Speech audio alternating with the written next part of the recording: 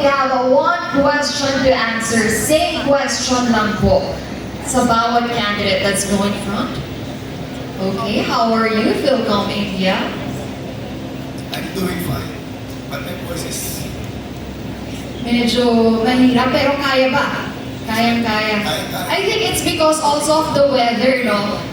Gusto ko lang din pasalamatan and we need to be grateful din dito sa Great Man of the Universe. Kasi nag-giveaway sila, imagine, dapat November 18 ang kanilang coronation, but because of Bagyong Pipito and they know na marami talagang nasalanta ng bagyo, nag-giveaway sila. Diba? Kasi baka hindi makapunta ang iba sa atin at minove nila kayo. And now, here's your question. During the recent typhoons, particularly Christine and Pipito, you were stranded in Lukban.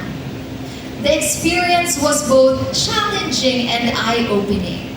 As a great man, what lessons did you learn from this situation? Through that experience, the world just don't revolve around us. We may be stranded, miss the travel, but the other part of the country, the people are suffering and badly hit by a super typhoon. And I pray to stay safe, everyone. And hopefully, I extend the helps for the victim. And at the end of the day, the greatness is not just having a title, power, or fame, but of how we can be service to our fellow men. That's all. Thank you. Thank you, Philcom India. Maraming salamat. Next, we have our Misamis Oriental. Good evening. Good evening. Good evening. Ano bang dialect ng Misamis Oriental? Cebuano. Cebuano. You know. Yeah. Kabalok. Kabalok. Kabalong Bisaya. Greet your fans. Stop. Maayong gabi sa tanan, especially sa Tagalugay, Misamis Oriental. Maayong gabi, India. Salamat sa pagsuporta gikan sa day 1 until tonight. Thank you. Okay, Misamis Oriental, during the recent typhoons, particularly Christine and Pipito, you were stranded in Lukban.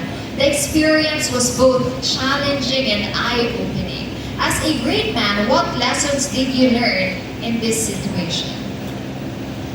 Unity and resilience are the things that I've learned all throughout my great man journey.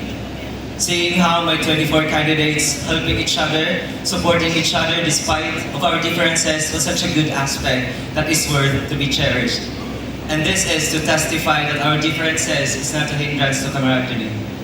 And that is why as a spokesperson, I want to encourage everyone that no matter what ethnicity, skin color, culture, and how challenging life is, we must unite together because I always believe that we all have the same aim.